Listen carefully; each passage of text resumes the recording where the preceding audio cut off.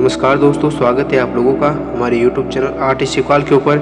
जैसा कि हम अभी अपने YouTube चैनल के ऊपर ओशो की बुक मैं मृत्यु से कहता हूँ की समरी हिंदी भाषा के अंदर कर रहे हैं। यह सीरीज़ हमारे YouTube चैनल के ऊपर कंटिन्यू चल रही है और अब तक हमने इसके 8 एपिसोड अपने YouTube चैनल के ऊपर अपलोड कर दिए। आज हम आप लोगों के लिए इस सीरीज़ का 9वां एपिसोड लेकर आए हैं। एपिसोड को शुरू करने से पहले मैं आप लोगों से कहना चाहता हूँ कि आप लोग सबसे पहले अपने कानों के अंदर ईयरफोन्स लगा लें, जिससे कि आप लोग ओशो के विचारों को आसानी से और सावधानीपूर्वक सुन सकें। तो चलिए आज के एपिसोड को शुरू करते हैं।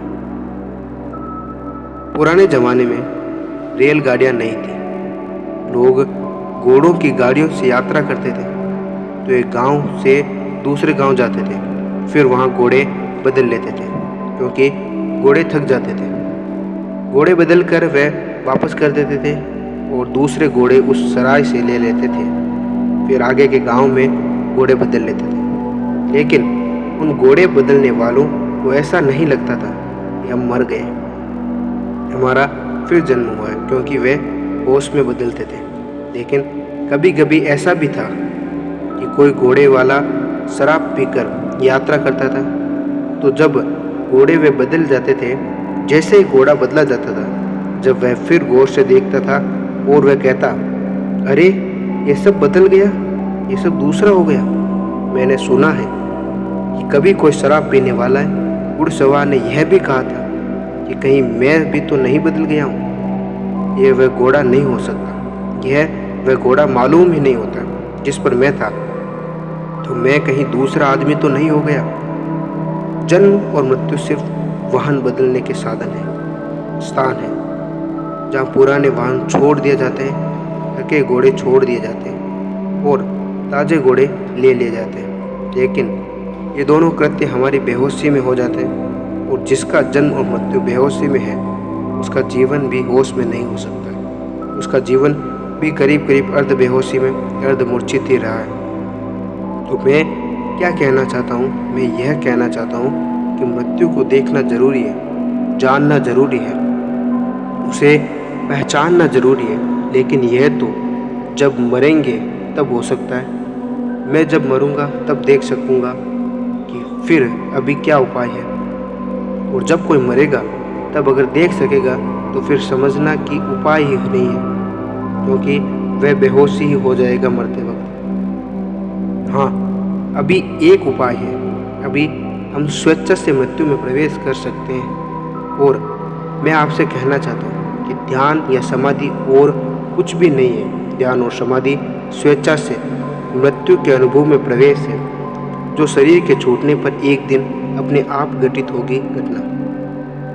वह हम अभी भी अपनी स्वेच्छा से शरीर को भीतर छोड़कर हट जा सकते हैं और जान सकते हैं कि मृत्यु हो गई, मृत्यु गुजर गई। हम मृत्यु का आज भी इस रात भी साक्षात्कार कर सकते हैं, क्योंकि मृत्यु की घटना का कुल इतना मतलब है कि हमारा शरीर और हमारी आत्मा एक उस यात्रा पर भेद को अनुभव कर ले, जहाँ बैलगाड़ी छूट जाती है और यात्री आगे निकल जाता है। मैंने सुना है शेख फरीद के पास कभी एक आदमी गया और उस आदमी ने पूछा कि सुनते हैं हम कि मंसूर के हाथ काटे गए थे, पैर काटे गए, तो मंसूर को कोई तकलीफ न हुई। लेकिन विश्वास नहीं आता।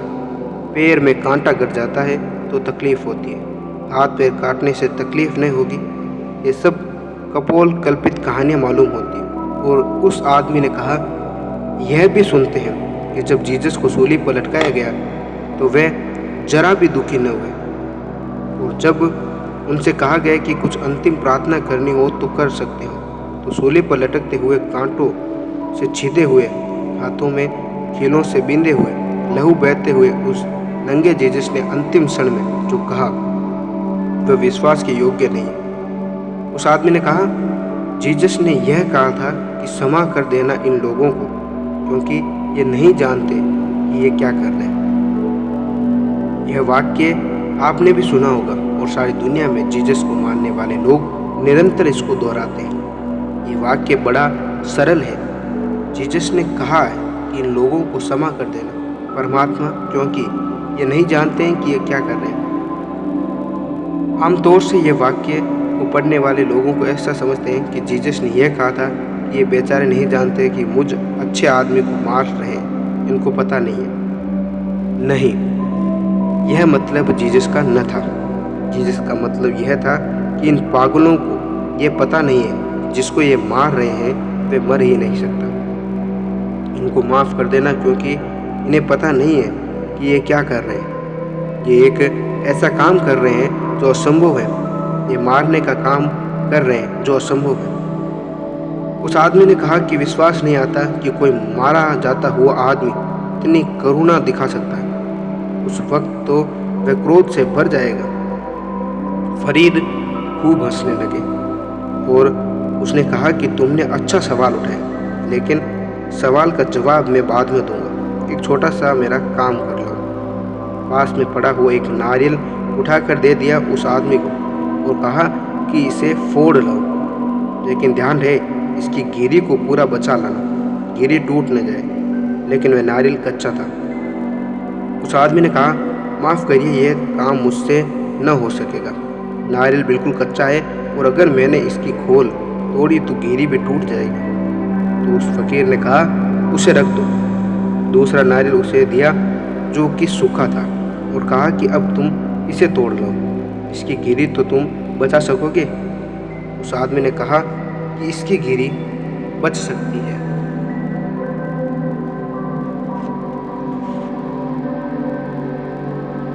तो फकीर ने कहा, मैंने सुना है, मैंने तुम्हारे जवाब।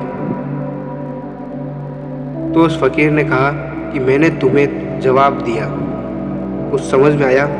उस आदमी ने कहा, मेरी कुछ समझ में नहीं आया। नारियल से और मेरे जवाब का क्या संबंध है? मेरे सवाल का क्या संबंध है? उस फकीर ने कहा, ये नारियल भी रख दो, कुछ फोड़ना या फाड़ना नहीं है। मैं तुमसे यह कह रहा हूँ कि कच्चा नारियल है जिसकी गिरी और खोल अभी आपस में जुड़ी हुई है। अगर तुम उस खोल को चोट पहुँचाओगे तो उसकी गिरी टूट जाएगी। फिर एक सूखा नारियल है। सूखे नारियल और कच्चे नारियल में फ़र्क ही क्या है?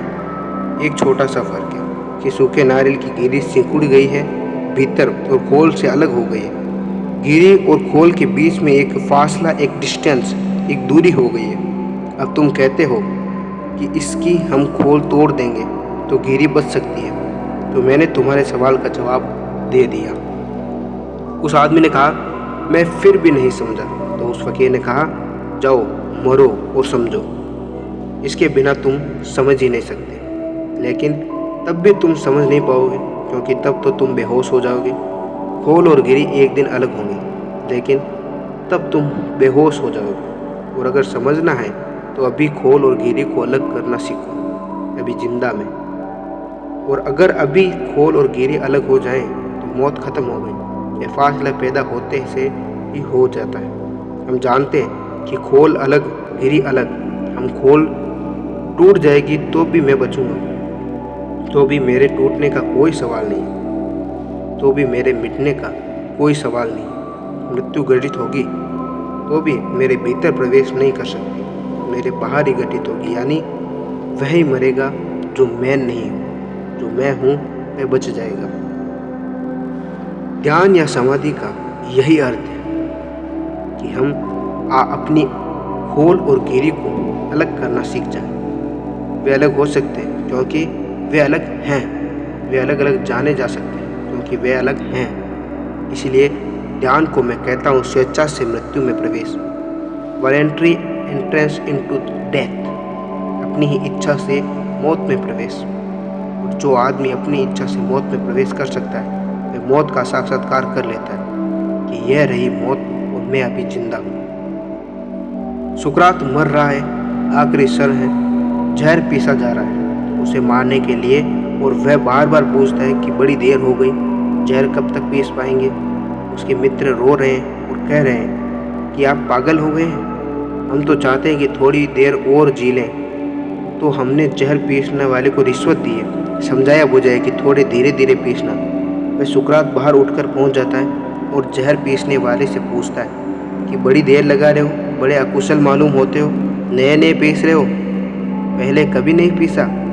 पहले किसी को फांसी की सजा दिए हुए आदमी को तुमने जहर नहीं दिया? वह आदमी कहता है, जिंदगी भर से दे रहा हूँ, लेकिन तुम जैसा पागल आदमी मैंने नहीं देखा। तुम्हें इतनी जल्दी क्या पड़ी है? और थोड़ी देर सांस ले लो, और थोड़ी देर जी लो, और थोड़ी देर ज़िंदगी में रह लो। तो मैं धीरे पीस रहा हूँ और तुम खुद को पागल की तरह बार बार पूछते हो कि बड़ी देर हो गई।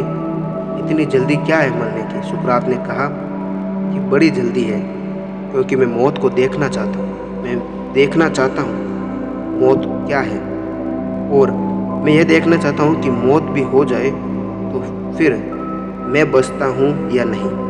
अगर नहीं बचता हूँ तब सारी बातें समाप्त हो जाती है, और अगर बचता हूँ तो मौत समाप्त हो जाती है। असल में यह देखना चाहता हूँ कि मौत की घटना में कौन मरेगा। मौत मरेगी कि मैं मरूँगा, मैं बचूँगा या मौत बचेगी, यह मैं देखना चाहता हूँ। तो बिना जाए कैसे देखूँ? फिर सुकरात को जहर दिया गया। सारे मित्र छाती पीट कर रो रहे थे, वे होश में नहीं है। और सुकरात क्या कर रहा है? सुकरात उनसे कह रहा है कि मेरे पैर मर गए लेकिन मैं अब भी जिंदा हूँ। सुकरात कह रहे हैं मेरे घुटने तक जहर चढ़ गया है, मेरे घुटने तक के पैर बिल्कुल मर चुके हैं, और मैं अब अगर तुम इन्हें काटो तो भी मुझे पता नहीं चलेगा। लेकिन मित्रों, मैं तुमसे कहता हूँ कि मेरे पैर तो मर गए लेकिन मैं अब भी जिंदा हूँ। यानी एक बात पक्की पता चल गई कि मेरे पैर नहीं था, मैं अब भी हूँ, मैं पूरा का पूरा हूँ, मेरे भीतर अभी कुछ भी कम नहीं हो गया। फिर सुकरात कहता है कि अब मेरे पूरे पैर जा चुके हैं, जांघों तक सब समाप्त हो चुका है। अब अगर तुम मेरी जांघों तक मुझे काट डालो तो मुझे कुछ भी पता नहीं चलेगा, लेकिन मैं हूँ। और वे मित्र हैं कि रोए चले जाते रहे। और सुकरात ये कह रहा है कि तुम रो मत, एक मौका तुम्हें मिला है। देखो, एक आदमी मर रहा है और तुम्हें खबर दे रहा है कि फिर भी वह जिंदा है। मेरे पैर तुम पूरे काट डालो तो भी मैं जिंदा हूँ, मैं मरा नहीं हूँ, मैं अब भी हूँ। और फिर वह कहता है कि मेरे हाथ भी ढीले पड़े जा रहे हैं, हाथ भी मर जाएंगे। मैंने कितनी बार अपने हाथों को स्वयं समझा था, वे हाथ भी चले जा रहे हैं, लेकिन मैं हूँ। और वे आदमी, वे सुकरात मरता हुआ चला जा रहा है। वे कहता है धीरे धीरे धीरे धीरे सब शांत हुआ जा रहा है, सब डूबा जा रहा है, लेकिन मैं उतना का उतना हूँ। और सुकरात कहता है हो सकता है थोड़ी देर बाद मैं तुमको खबर देने के लायक ना रहूं, लेकिन तुम ये मत समझना कि मैं मिट गया हूँ, क्योंकि जब इतना शरीर मिट गया और मैं नहीं मिटा तो थोड़ा शरीर और मिट जाएगा, तब भी मैं क्यों मिटूंगा। हो सकता है मैं तुम्हें खबर न दे सकूं, क्योंकि खबर देने के लिए मेरा शरीर मेरा साथ ना दे, शरीर के द्वारा दी जा रही है नष्ट हो जाए, लेकिन मैं रहूँगा। और फिर वह आखिरी क्षण कहता है कि शायद आखिरी बात तुमसे कह रहा हूँ, जीभ मेरी लड़खड़ा गई है और अब इसके आगे मैं एक शब्द भी नहीं बोल सकता हूँ, लेकिन मैं अब भी हूँ, ये कह रहा हूँ। वह आखिरी वक्त तक यह कहता हुआ मरा कि मैं हूँ। ध्यान में धीरे धीरे ऐसे ही भीतर प्रवेश करना पड़ता है, और धीरे धीरे एक एक चीज़ छूटती चली जाती है, एक एक चीज़ से फासला पैदा होता चला जाता है। और फिर वह घड़ी आ जाती है कि लगता है कि सब दूर पड़ा है, जैसे तट पर किसी और की लाश पड़ी होगी, ऐसा लगेगा। और मैं कहूँ कि मैं हूँ, और शरीर वह पड़ा, और फिर भी मैं हूँ, अलग अलग और भिन्न और बिल्कुल दूसरा। जैसे कि यह असम अनुभव हो जाता है, हमने मृत्यु का साक्षात्कार कर लिया जीते हुए, फिर अब मृत्यु से हमारा कोई संबंध कभी नहीं होगा। मृत्यु आती रहेगी, लेकिन तब वह पड़ा होगा, वस्त्र का बदलना होगा, जहाँ हम नए घोड़े ले लेंगे और नए शरीर पर सवार हो जाएंगे और नई यात्रा पर निकलेंगे, नए मार्गों पर, नए लोकों में। लेकिन मृत्यु हमें मिटा नहीं जाएगी। हम इस बात का पता साक्षात्कार से ही हो सकता है कि एनकाउंटर से ही हो सकता है। हमें जानना ही पड़ेगा, हमें गुजरना ही पड़ेगा, और मरने से हम इतने डरते हैं, इसीलिए हम ध्यान भी नहीं करते हैं। मेरे पास कितने लोग आते हैं, वे कहते हैं कि हम ध्यान नहीं कर पाते। अब मैं उनसे क्या कहूँ कि उनकी असली तकलीफ़ और है। असली तकलीफ़ उनके मरने का डर है, और ध्यान मरने की एक प्रक्रिया है। ध्यान में वही पहुंच पाते हैं पूरे ध्यान में जहां मरा हुआ आदमी पहुंचता है। फ़र्क सिर्फ एक होता है कि मरा हुआ आदमी बेहोश पहुंचता है, हम होश में पहुंच जाते हैं। बस इतना ही फ़र्क होता है। मरे हुए आदमी को पता नहीं चलता होता है कि क्या हो गया, खोल कैसे टूट गई और गिरी बच गई, और हमें पता होता है कि गिरी अलग हो गई और खोल अलग हो गया। जो लोग भी ध्यान में नहीं जा पाते हैं, उनके न जाने का बुनियादी कारण मृत्यु का भय और कोई भी कारण नहीं है। और जो व्यक्ति भी मृत्यु से डरे हुए हैं, वे कभी समाधि में प्रवेश नहीं कर सकते। समाधि अपने हाथ से मृत्यु को निमंत्रण है, मृत्यु को आमंत्रण है कि आओ, मैं मरने को तैयार हूँ, मैं जानना चाहता हूँ कि मौत हो जाएगी, मैं बचूंगा कि नहीं। और अच्छा है कि मैं होश पूर्वक जान लूँ, क्योंकि बेहोशी में घटना घटेगी तो मैं कुछ भी न जान पाऊँगा। इसलिए पहली बात आज की रात आपसे कहता हूँ कि मृत्यु से जब तक हम भागेंगे तब तक आप मृत्यु से हारते रहेंगे। और जिस दिन खड़े होकर मृत्यु के सामने आमने सामने आप खड़े हो जाएंगे, उसी दिन मौत विदा हो जाएगी, आप शेष रह जाएंगे। इधर इन आने वाले 3 दिनों में मृत्यु के आमने सामने आप कैसे खड़े हो सकते हैं, उसकी प्रक्रिया पर मैं सारी बात करूँगा। इन 3 दिनों में आशा करूँगा कि बहुत से लोग मरना जान लेंगे, मर सकेंगे। और अगर यहाँ मर सकेंगे इस तट पर, और यह तट पर बहुत अद्भुत है। इस तट पर उस आदमी के पैर पड़े हैं जिसने किसी युद्ध में यह कहा था अर्जुन को कहा था कृष्ण ने कि तू फिक्र मत कर और डर मत, तू मरने मारने से मत डर, क्योंकि मैं तुझसे कहता हूँ कि न कोई मरता है और न कोई मारता है, न कोई कभी मरा है और न कोई कभी मर सकता है। और जो मरता है और जो मर सकता है वह मरा ही हुआ है, और जो नहीं मरता है तो नहीं मर सकता, उसके मारने का कोई उपाय ही नहीं है, वही जीवन है। इस तट पर उस कृष्ण के पैर पड़े हैं, इस पर हम अनजान आज इकट्ठे हो गए हैं। इस रेत ने उस कृष्ण को आते और जाते देखा है। लोगों ने समझा होगा कृष्ण मर गए, मर ही गए। हम सब जो मरने को सत्य मानते हैं, उनके लिए सब मर जाते हैं। इस सागर ने, इस रेत ने नहीं जाना कि वे मर गए। इस आकाश ने, चांद तारों ने नहीं जाना कि वे मर गए। जीवन में कहीं भी मृत्यु की कोई लहर है ही नहीं, लेकिन हम सब ने यही जाना कि वे मर गए। और हम सब इसीलिए ऐसा जान लेते हैं क्योंकि हमको अपने ही मरने का ख्याल सवार है। और हमें अपने मरने का इतना ख्याल क्यों सवार है? हम अभी तो जी रहे हैं, लेकिन हम मरने से इतने भयभीत क्यों हैं? हम मरने से इतने डरे हुए क्यों हैं? असल में इसके पीछे एक राज है, वह हमें समझ लेना चाहिए। एक गणित है और वह गणित बड़े मज़े का है। हमने अपने को तो मरते देखा नहीं कभी, लेकिन हम दूसरों को मरते देखते हैं, और दूसरों को मरते देखकर हमको धीरे धीरे ये धारणा मजबूत हो जाती है कि मुझे भी मरना पड़ेगा।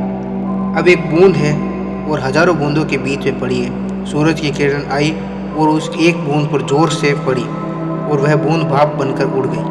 आसपास की बूंदों ने समझा कि वह मर गई है, वह खत्म हो गई है। वो ठीक ही सोचा उन बूंदों ने, क्योंकि उन्हें दिखाई पड़ा है कि अब तक थी, अब नहीं है। लेकिन वह बूंद अभी भी बादलों में है। यह वह बूंद जान सकते हैं जो खुद भी बादल में न हो। ये वह कैसे जानेंगे? ये वही जानेंगे जो खुद बादल में है।